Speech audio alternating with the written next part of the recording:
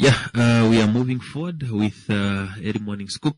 So I indicated that today we'll be joined by Mr. Ben Hauwanga. So he's a researcher, he's a public policy analyst, especially focusing more on continental affairs. And I indicated that anything continental, anything which has to do with African development, that is where he comes in. And he's going to engage us, especially regarding the African Union Commission chairperson, who said they are up for negotiations, they are up to debate and also discuss with the U.S., particularly after the cutting of key funding UN institutions, which is including also, Africa. And Mr. Ben Hauwanga, good morning and welcome to Early Morning Scoop. Good morning, Davidson, and thank you. Yes, I hope the new year started very well that side. And how is 2026 doing to you? 2026 is good. Yeah. We are looking forward to the year. Yeah. We have our resolutions. Yeah. And by God's grace, we will try to ensure that these resolutions come to pass.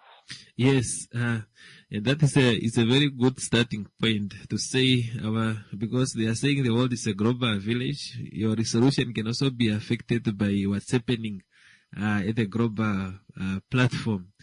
Now, let us look at what have been happening around the world. We have seen from last year under the Trump administration, there have been a lot of major moves which have been happening. One of them is cutting of fundings, and everything which is not bringing or is not in line with United States national interest has to go. And one of those things is funding of United Nations agency, United Nations Economic for Africa, United Nations Population Fund, peacekeeping missions, and all those agencies. Maybe from onset, when you have seen this, when you receive this news, as somebody who is in that area, what is your observation before we move forward? Well, I can say that this is a setback. Yeah. The world is supposed to assist the most vulnerable in the developing world. Yeah. The commencement of the Trump administration, when he became leader, he was so much focused on rationalizing meaning that he wants to cut funding, as you said. So this year, January 7, through a memorandum that he wrote to Congress, he indicated that the United States is going to withdraw funding to 66 international organizations and 31 UN agencies. This would affect us greatly because UNECA's primary focus is to provide advisory advice, policy research advisory advice to African governments to mitigate climate action, to promote gender and social policy, and to also promote technology and innovation. So Africa is still developing, and the funding is needed in order to build capacity. It is needed in order to build institutions. It is needed in order to promote economic development. It is needed in order to ensure that employment, poverty, and equity are achieved. Yeah, now looking at that aspect, and we have seen the African Union Commission indicated that there will be continued engagement with the US, maybe also to look at, particularly in the area of peacekeeping missions, the fundings, and also spoke about vulnerability of African people. Now, do you think, is that the right diplomatic move? Are we that vulnerable? Can we not live without that funding?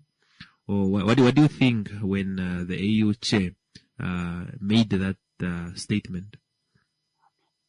Well, on the one hand, for one to be practical, we do not have enough funds to support peacekeeping missions in Africa. Yeah.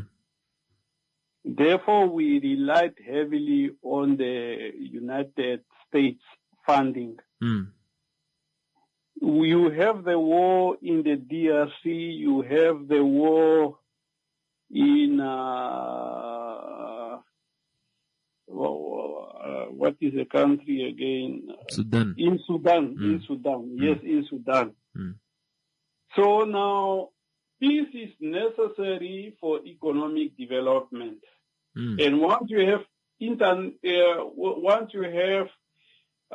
funds available to mitigate conflicts, then it means that the spillovers, the multipliers, are always going to be economic prosperity, economic development, employment, and also the building of institutions and supporting social justice by the state and supporting welfare programs by government. So I think the United States has to be engaged. Maybe for the moment we can say that these are Trump's own policy philosophies. Okay. Yeah, maybe we can say that Trump has his own approach to international cooperation. Yeah. Because if I'm not mistaken, Trump has another 3 years. Yeah. If I'm not mistaken. You are correct. You are correct. Yeah, and I think his administration is influenced by Dodge. The Dodge influence is the Department of Government Efficiency. When he started off, when he assumed office, he was talking about cutting costs, but the moral issue is more higher than his policy pronouncement and his policy objectives. Therefore, one should say that I do not support the fact that he has cut aid. I think he has to cut on spending on the military, because right now the United States spends about $884 billion on the military, which is a lot of money. Almost $1 trillion. Yeah, which is almost $1 trillion. If they can...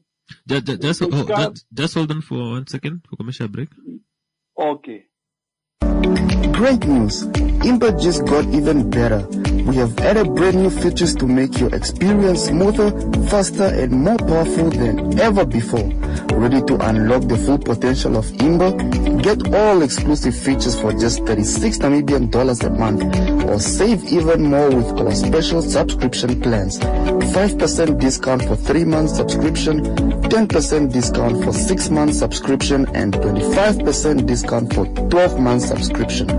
Choose the plan that works best for you and start enjoying everything Imba has to offer at an unbeatable price. Imba, where the world congregates. Download it and subscribe today.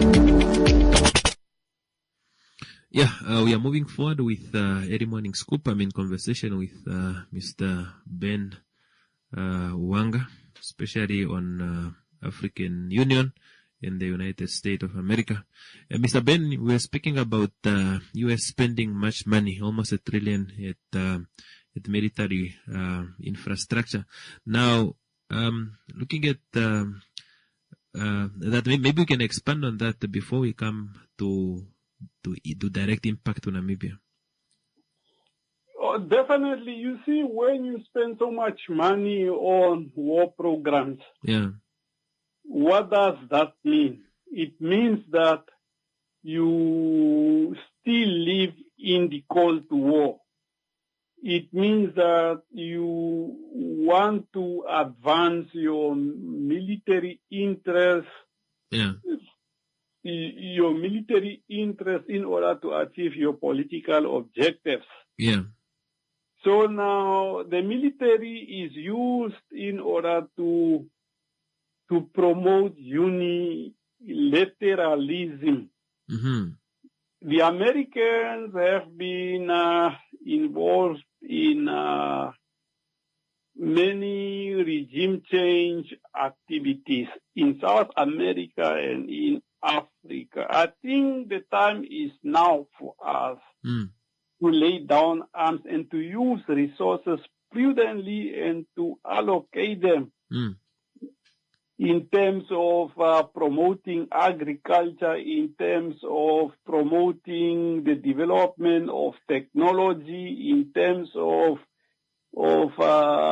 halving world poverty, in terms of promoting international understanding and cooperation, and in terms of promoting democracy, and in terms of empowering women and children. I think that should be the focus. It should not be as it was in the past, whereby military investments were made in order to advance the arms race, because the world is moving towards multipolarism, multilateralism. And so it is necessary for us to focus on peace building, food security, nutrition, infrastructure, and aiding nations to be integrated in the world economic system. Now, I was looking at AU budget. Then I realized that more than 59, around 60% is funded from outside, and I also look at now these agencies now. Looking at Trump pulling out from agencies that are supporting African development and also African peace building, is this going to be felt in Namibia, and how maybe the impact will be, especially looking at the long term, because some of these things you feel them after 3 months? Definitely, it's going to affect us, the health sector, the education sector, the agricultural sector. We've been receiving development aid from the U.S. We've been receiving development aid which fill the gaps in terms of government finances to support developmental programs.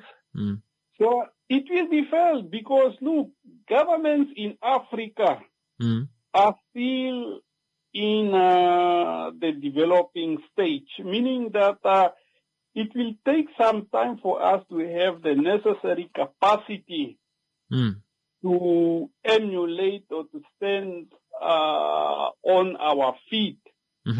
So in development aid is actually, it complements government resources, because government through taxation, government through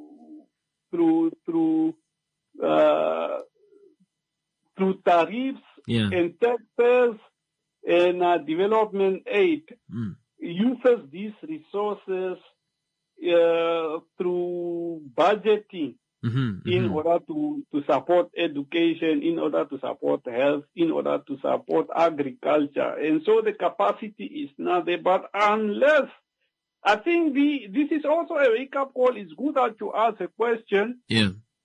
That Africa should also start looking inward. Yeah. You have the Africa Free Continental Trade Agreement. It needs to be prioritized. Yeah. Africa should look inward, meaning that we have to bring our house in order, because on the one hand, development aid is good, but it's not always good for you to be dependent on external funding. I think we invest too much also in military programs, in security. I think a time has to come when Africa promotes democracy, the rule of law, good governance, efficiency, effectiveness, transparency, accountability, and also social justice. So Africa has to learn from what Trump is doing, that the world may not always be there for us. Therefore, let's put our house in order. And let's stop the wars in the DRC. Let's stop the wars in Sudan. Let's invest in our people and so on. So and I think we're also sharing the same sentiment, because to me, I think Donald Trump is also a good teacher, because he's teaching us to survive during cold seasons, not only to receive aids every day. Now let us look at what we have done wrong, because there is something that I'm also trying to, I'm failing to understand, because there is this thing of victimization. Yes, we are colonized, and we understand that impact has on our parents and also have on us, even the stage that we are in the world. But there are also things that somebody can also say that these things Africans could have done. We were given a go, but we were busy fighting each other in DRC. We were busy fighting each other in Zim. We were fighting each other in Sudan and Rwanda there, and all these things. But Angola has been there to assist us. Maybe for the past 20 years or so, if we have to take a good observation, what mistakes do you think African leaders, not only African leaders, but African developmental actors have not done well, that they should learn in order to move forward? Because we were receiving donations, we were receiving aids, but things were not that moving. Do you think there are key things that we should also work on ourselves before we look at what other people are doing to us? Yeah, one thing that I will mention is, to answer your question, is the politics of the belly. The politics of the belly is a concept which means that leaders are only there for their stomachs. Leaders are unaccountable in Africa. Leaders are not servanthood leaders. Some do also not have a vision for Africa. Now, a vision can address many issues: the economic, the cultural, the political, the social, the technical, the scientific. So our leaders should be held accountable, and there is a program under the African Union which is called the peer review. The peer review of which was popularized or conceptualized by Thabo Mbeki. It is a review whereby peers, countries which are members to the AU, should restrain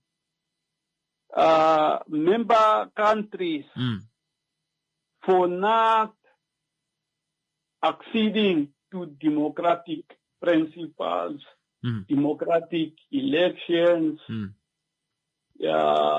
institute good governance, and so on. So we have gone wrong because it starts with the head. Even I have asked myself, but we have councillors Yeah. Some councillors have standard 3 or grade 11 or grade 1.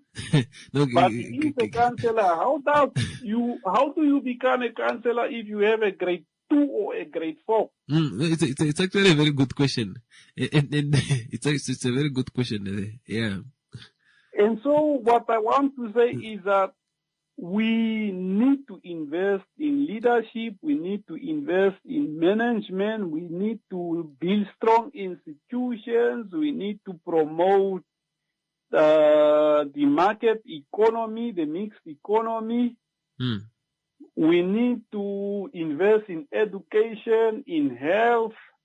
We have to invest in housing, in land, in agriculture, in manufacturing. We need to do that because a leader must have a vision for his people. Yeah. You need to make a difference. You must be able to bridge the poverty gap. Yeah, indeed. So, those are the mistakes that we did. The time of Kwame Nkrumah had a vision. Yeah. Thomas Sankara had a vision. Patrice Lumumba had a vision. Yeah. But then we made mistakes along the way, and also there was the component of the Cold War. So, yes. Not to hold you for long. Maybe just your last two comments. You mentioned African peer review mechanism, right? Yes. Yeah, that is it's a very powerful institution. I used to read the most of, if not many of its reports, and they continue to make recommendation. There was one report last year that was speaking about coherence in terms of policy, and it took out the case studies. There was a case study of Namibia, Kenya, South Africa. And one thing that I find very interesting is what it has been mentioned to say. In Namibia, there is duplication of institutions. There is no policy coherence. They were looking at if the country was able to implement principles of Agenda 2063. But one thing that was mentioned is fragmentation of data. There is no data which are in order, and also duplication of institutions. But I'm asking myself to say, do we pay real attention to these recommendations? Because it's not the first time they were raised. It's not only in Namibia, or they are just there for statistics, or it's very difficult to pay attention to them. And what can be done moving forward, especially dealing with data? To me, I look at the APRM as a think tank. I agree with you that APRM is a think tank for Africa. Yeah. But we are not taking Africa, the peer review mechanism seriously. Yeah. Because now we have elections in Tanzania. Indeed. And what happened in Tanzania? Few came out to condemn the violation of democratic principles in election procedures in Tanzania. And maybe I have to ask you this question because I did not want to say it out. What was Namibia's position? Because Madam was our guest also. Was it last year? But there was no communication. What is our position in that? We don't have a position because you must understand that Africa plays the ticket of solidarity. Indeed. Yeah, solidarity. You also mentioned a very interesting point, that of victim play. Yeah. That we blame the past, we blame colonialism. We are not the only geopolitical area which was colonized. You must look at the Asian tigers, the strategies, and how they were able to circumvent and to propel themselves into an economic an economic region, prosperous region. So now to come back to peer review and also the position, we don't have a position on Tanzania, and that is very sad. As I said from the onset, it's about democracy. It's about peace. It's about good governance. It's about health. It's about education. It's about providing the basic, satisfying the basic needs for your people through servanthood leadership. So now we have the peer review,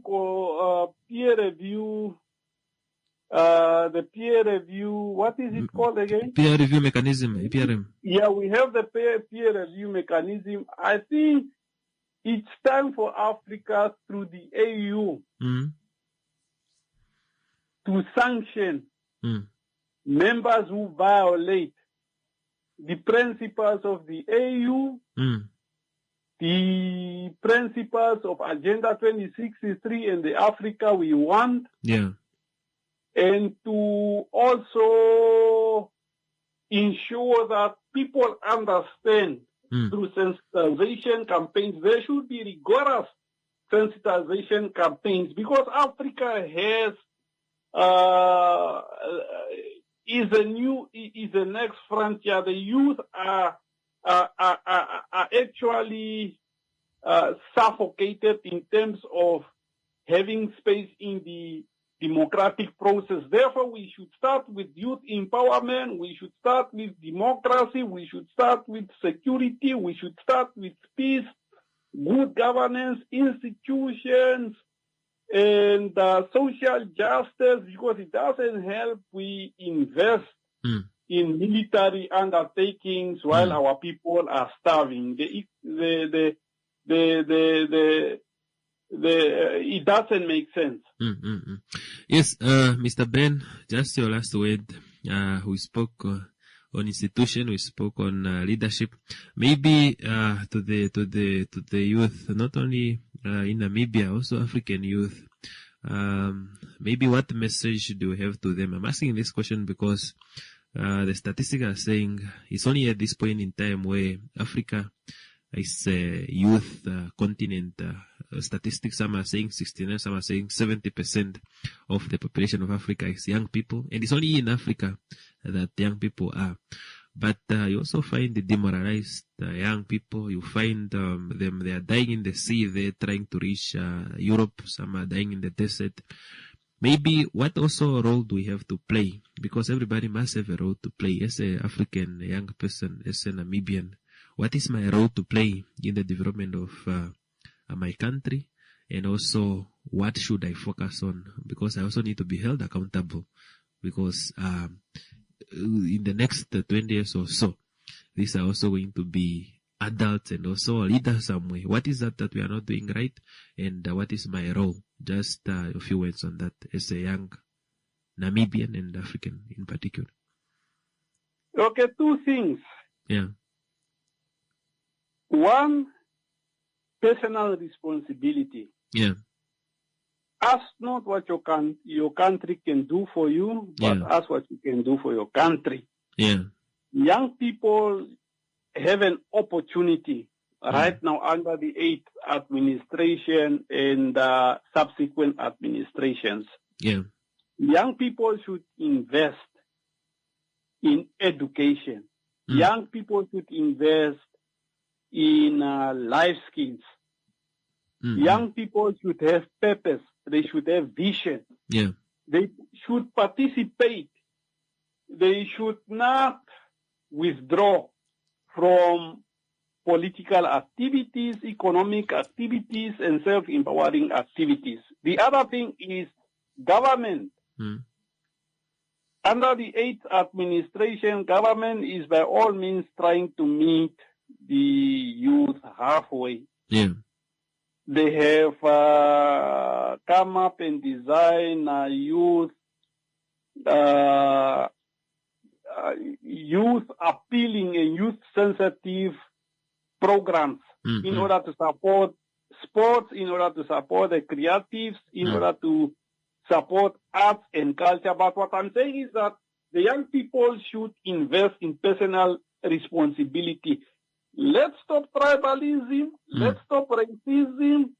Let's stop bigotry and focus on what we can do for Namibia, our role, and to participate constructively in leadership and to support government programs and efforts and to capitalize on the opportunities government is offering us. The free education, the health, and all other services which are provided. So it takes two to tango. Government has to create a conducive and supportive environment for youth development, and the youth should position themselves as to how they are going to be the next change agents and the trendsetters, because we are talking about the fourth industrial revolution. Yeah. We should do research. Indeed.